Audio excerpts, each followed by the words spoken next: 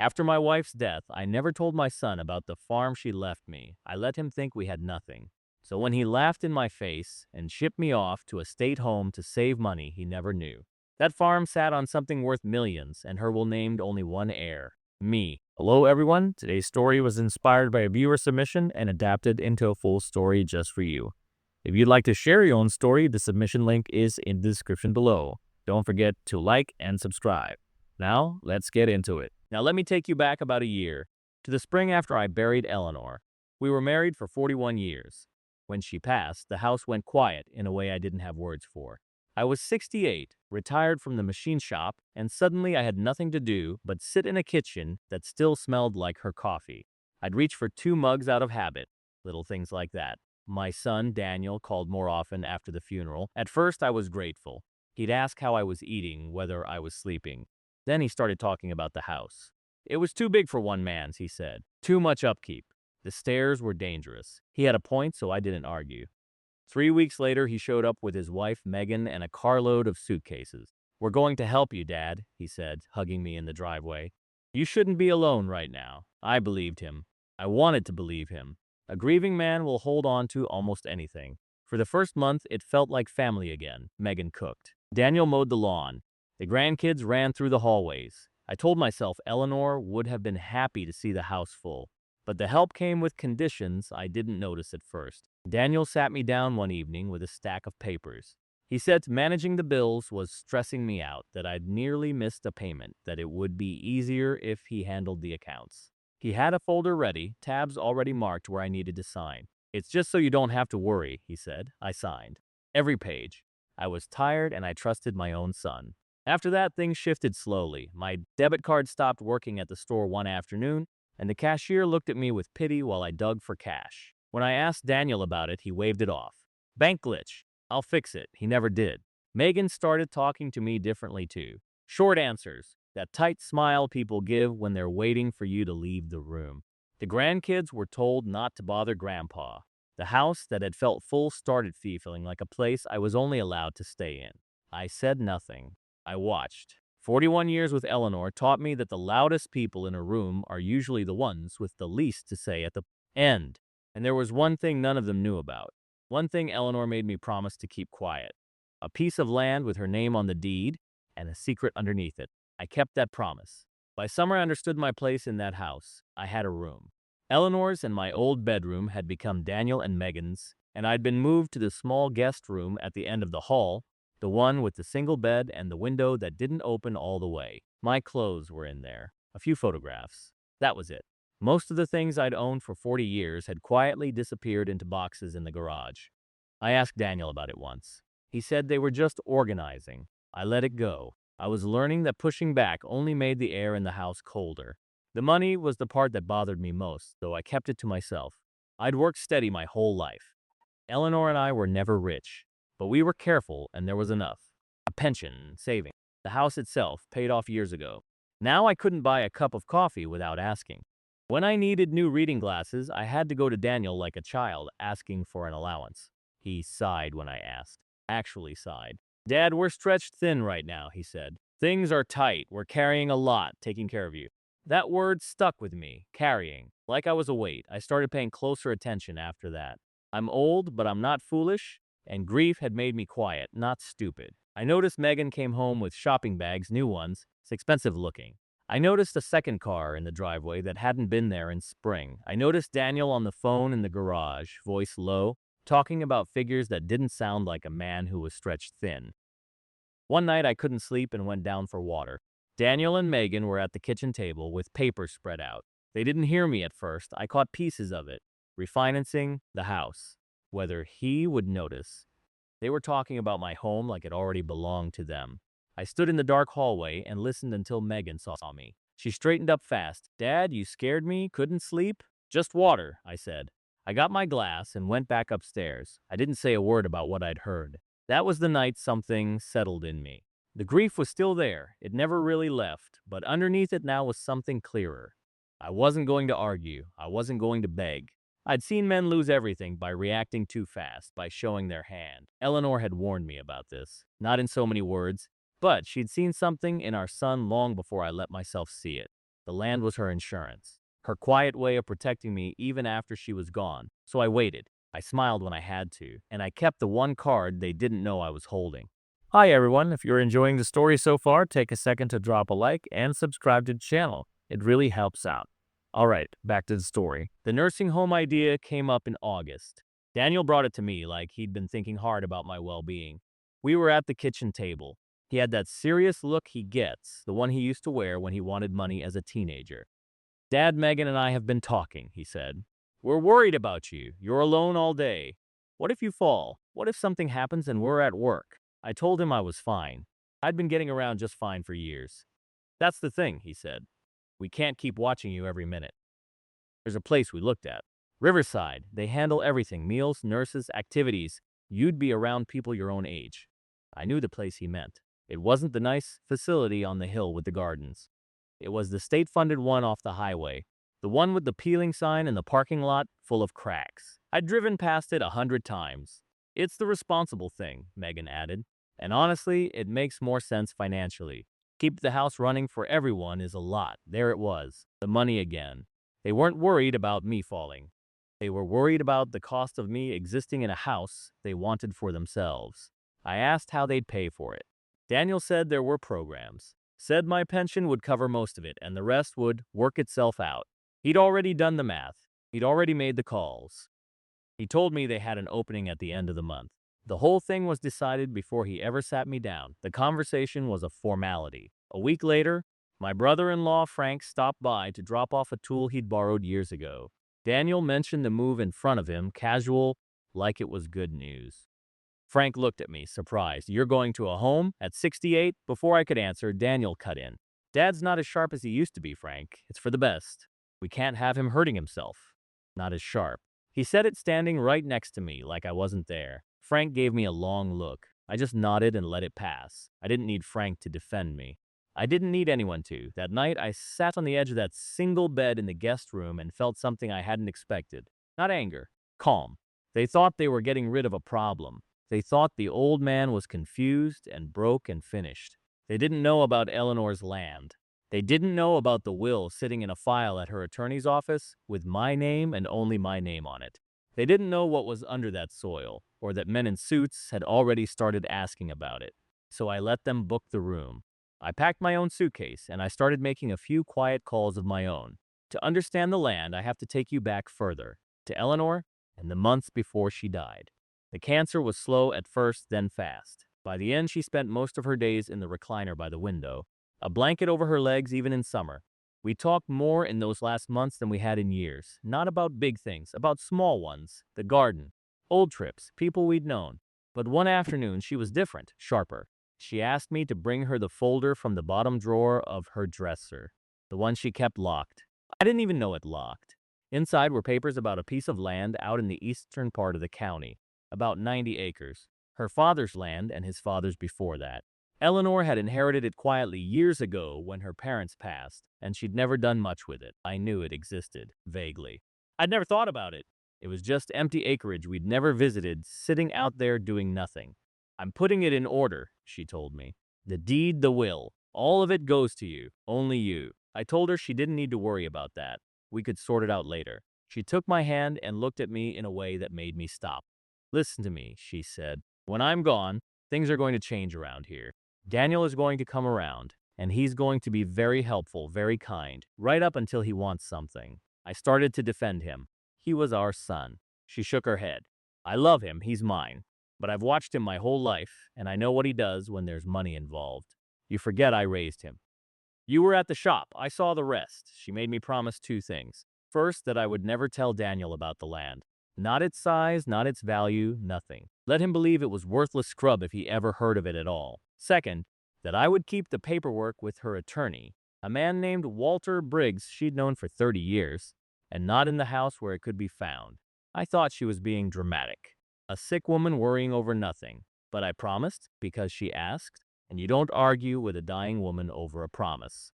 There was one more thing. A surveyor had contacted her the year before, asking about mineral rights in that part of the county. She'd ignored it at the time, but she circled the company's name on a letter and slid it into the folder. If they ever come back, she said, you'll know what to do. She died in October. I kept both promises. The folder stayed with Walter Briggs. I never said a word, and she was right about every single thing. I should have known the secret wouldn't stay buried forever.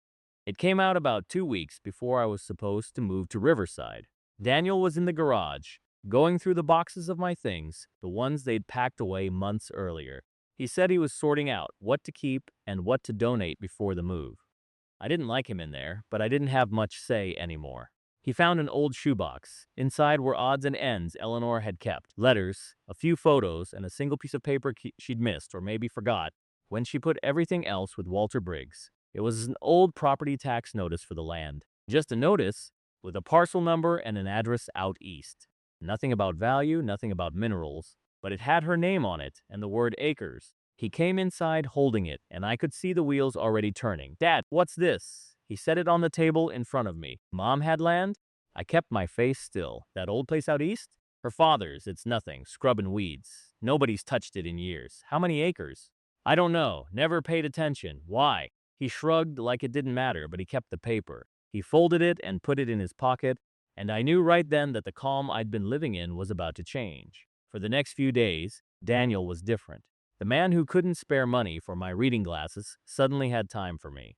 He brought me coffee in the mornings. He asked how I was feeling. Megan's started smiling again, that warm smile from the early days. The grandkids were allowed back in the room. "You know, Dad," Daniel said one evening, "maybe we've been rushing this whole Riverside thing. Maybe there's no hurry. You're doing great. A week earlier, I was a danger to myself who couldn't be left alone. Now there was no hurry. I understood exactly what had changed, and it had nothing to do with my health. I overheard them again, of course. Late in the kitchen, Daniel had looked up the parcel online. He was talking about the size of it, 90 acres, more than he'd expected. Megan asked what it was worth. He said empty rural land like that wasn't worth much on its own, maybe a little, but it was something. He said the old man clearly didn't know or didn't care, and that they should help him manage it before he did something foolish with it. He had no idea about the surveyor's letter. No idea that Eleanor's had circled a company name years ago. No idea that the value wasn't in the dirt, but in what was under it. I went back to my room and sat in the dark. They thought they'd found a forgotten scrap of land they could talk an old man out of. They had no idea what they'd actually found. The push to get the land started gently. That was how Daniel always worked. A few days after he found the tax notice, he sat down next to me with his laptop and a folder. He had that helpful tone again. "Dad, I've been thinking about Mom's land. You shouldn't have to deal with property taxes and paperwork on something you're never going to use. It's just a burden hanging over you." I let him talk. "What I'm thinking," he went on, "is we transfer it into my name, just to take it off your plate. I'll handle the taxes, the upkeep, all of it. You won't have to think about it ever again. It's really for your benefit." For my benefit, same words he'd used about the nursing home, about the bank accounts. Everything that took something from me was always for my benefit. I told him I'd think about it. He didn't like that. He wanted it done. But he smiled and said, "Of course, no rush," even though everything about him said the opposite. Over the next week, he brought it up constantly. He'd leave the folder on my table. He printed out a transfer document and set it by my coffee one morning, pen on top, like all I had to do was sign and be free of it. He talked about how complicated estates get, how land can cause family fights, how this would keep everything simple. Megan joined in too. She'd mention it casually. "It would just be so much easier, Dad. One less thing for you to worry about at Riverside." So Riverside was back on the table now that they had what they wanted lined up. The kindness had a deadline. I played the part they expected. A tired, grieving old man, a little confused, easy to lead. I asked vague questions. I said I wasn't sure where the original deed even was. That last part worried Daniel. He searched the house for it. He went through the garage again, the filing cabinet, Eleanor's old dresser. He couldn't find it because it wasn't there. It was sitting in Walter Briggs's office where she'd put it. What I didn't tell him was that I'd already called Walter.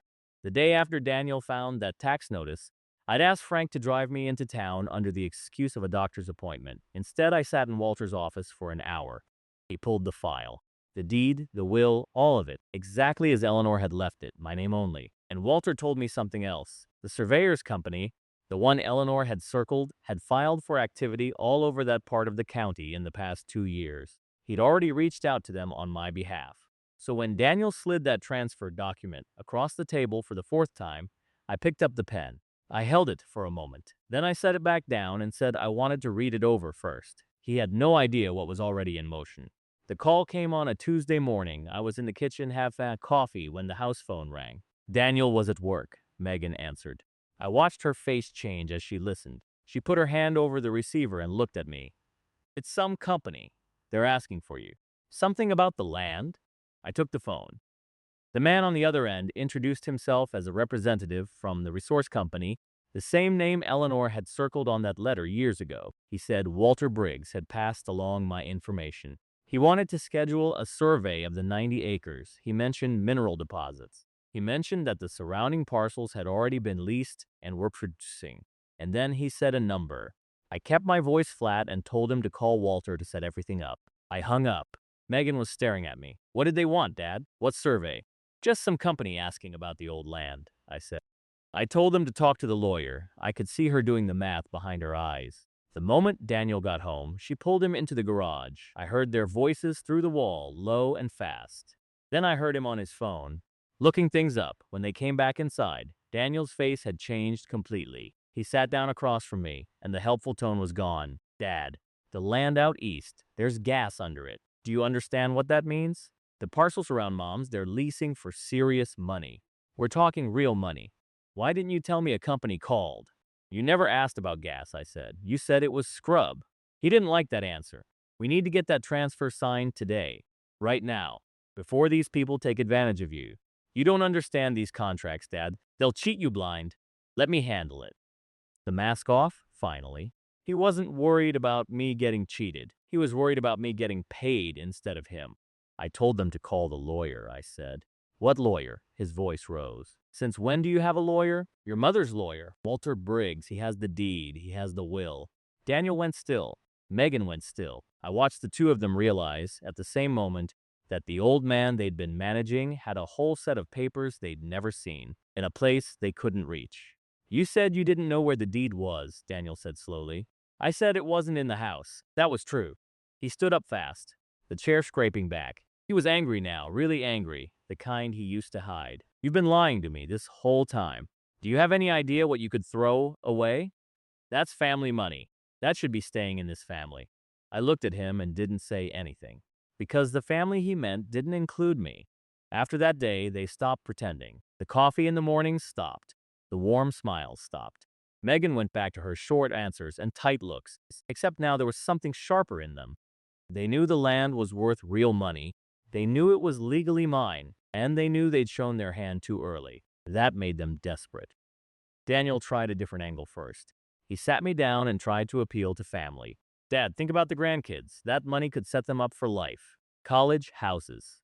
Are you really going to keep it all to yourself? After everything we've done for you, everything they'd done for me. I thought about the guest room with the window that didn't open, the debit card that stopped working, the reading glasses I had to beg for, the nursing home off the highway. I didn't say any of that. I just told him the land was mine, and I'd decide what to do with it. That was when he lost his temper for real. He stood over me and said things I won't forget. He called me selfish. He said Eleanor would be ashamed of me. He said I was a bitter old man trying to control everyone from beyond the grave, hiding money while my family struggled. He said they should have put me in the home months ago and been done with it. I let him talk. Every word he said told me more about who he really was, and confirmed every single thing Eleanor had warned me about in that recliner by the window. Then Megan said the thing that ended it for me. She'd been quiet, leaning against the counter. She said, calm as anything. You know, Dad, you're not exactly in a strong position here. People might wonder if you're even competent to make these decisions. A man your age, grieving, alone. It wouldn't be hard to make a case. She was threatening to have me declared incompetent, to take it through the courts, to take the land, the house, all of it by claiming I'd lost my mind. I looked at her, then at my son, and I waited to see if Daniel would say anything. If he'd tell his wife that was a step too far, that this was his father. He didn't. He just looked at the floor. That silence told me everything. He'd let them do it. He'd sign the papers to declare his own father insane, if it got him the money. I stood up from the table. My knees aren't what they were, but I stood straight. I told them I was going to bed and that we'd talk in the morning. I didn't sleep. I sat on that single bed and made my decisions, clear and cold. No more waiting, no more playing the confused old man. In the morning, I called Walter Briggs and told him it was time. Then I made one more call to Frank asking him to come get me and to bring his truck. Frank pulled into the driveway around 9. I had packed one suitcase, the same one I'd packed for Riverside, except this time I was leaving on my own terms. Daniel came out as I was putting it in the truck. "Where do you think you're going?" "Out," I said. "I have an appointment with Walter." He didn't like that. He followed us to the truck, talking the whole time about how we needed to settle this as a family, how I was being unreasonable, how running off to a lawyer was exactly the kind of confused behavior that proved their point. Frank just started the engine. We drove off and left him standing in the driveway. Walter's office hadn't changed in 30 years. Same dark wood, same smell of old paper. He had everything laid out on the desk, the deed with Eleanor's name and then mine, the will clear and uncontestable, leaving the land to me and me alone, and a new set of documents I'd asked him to prepare. First, we finalized the lease agreement with the resource company. The signing bonus alone was more money than I'd seen in my life, and the royalties would come monthly for years as long as the wells produced. Walter walked me through every line. I read all of it this time. I signed where it counted, then we handled the rest, the house. This was the part that mattered most. When Daniel had me sign all those papers months ago to handle the bills, he'd never gotten the house itself. He'd assumed it was already as good as his. It wasn't. The house had been in Eleanor's name and mine, and after she died, it was mine outright. I'd never signed it over. Walter confirmed it. The deed to the house was clean, and it was entirely mine. The refinancing they'd whispered about, the plans they'd made at the kitchen table, none of it had gone through, because legally they couldn't do it without me. They'd been counting on getting my signature eventually. They never did, so I made my decisions. The land lease would fund the rest of my life and then some. The house was mine to do with as I pleased. And the people living in it, eating in it, sleeping in my and Eleanor's old bedroom were there only because I'd allowed it. Walter drew up a formal notice. Daniel and Megan had 30 days to vacate the property, my property. There was one more thing, Megan's threat about declaring me incompetent. Walter had thought of that already. He'd arranged for me to be evaluated by a doctor that same week, a full cognitive assessment, documented and signed. I passed without a problem. On paper, my mind was sound and certified. Any claim they tried to make now would fall apart instantly, and it would make them look exactly like what they were. I sat in that office, a widower with a sound mind, a clean deed, and a signed lease, and for the first time since Eleanor died, I felt steady. Then we drove back to deliver the news. When Frank and I walked back into the house, Daniel was waiting. He'd worked himself up all morning. I didn't give him the chance to start. I set the envelope from Walter on the kitchen table and told him to read it. He tore it open. I watched his eyes move down the page. The 30-day notice to vacate. The confirmation that the house was mine, free and clear, and always had been. The fact that there was nothing he could do about any of it. "You can't do this," he said. His voice cracked. "This is our home. It's my home." I said, "Your mother's and mine. You moved in to take care of me, remember?" Megan came in then, and I handed her the second document, the doctor's evaluation, the competencies assessment signed and dated, certifying that my mind was perfectly sound. I told her plainly that if she ever tried to take me to court the way she'd threatened, that paper would be waiting, along with a record of every account they'd drained and every dollar they'd moved while pretending to help me. The color went out of her face. She knew what it meant. Their whole plan depended on me being weak, broke, and confused. I was none of those things. Daniel changed tactics one last time. He started apologizing, said he'd gotten carried away, said the stress had gotten to them, said we were family and we could work this out. He talked about the grandkids. He even started to cry. I'll be honest, that part was hard. He's my son. I held him the day he was born. But I thought about Eleanor in that recliner, telling me exactly how this would go, and being right about every step of it. I thought about her warning me that the kindness would last right up until he wanted something. She knew him better than I let myself. "You had a father who loved you," I told him, "and a mother who saw you clearly." She tried to warn me. She was right. They moved out within the month. I don't know all the details of where they went. We don't talk much now. The grandkids I still see sometimes on my terms, and I make sure they're taken care of directly, not through their parents. As for me, I'm still in the house, Eleanor's house. The royalty checks come every month, more than I could ever spend. I fixed the window in the guest room, though I sleep in my own room again now. I put the photographs back up. The coffee still smells like her in the mornings, and I've stopped reaching for 2 mugs, but only just. She protected me even after she was gone. 90 acres of land she never made a fuss about, a lawyer she trusted, and one promise she made me keep. That was her last gift to me. The last laugh was hers as much as mine, and I never had to raise my voice once. If you enjoyed this video, please like and subscribe to the channel. See you in the next video.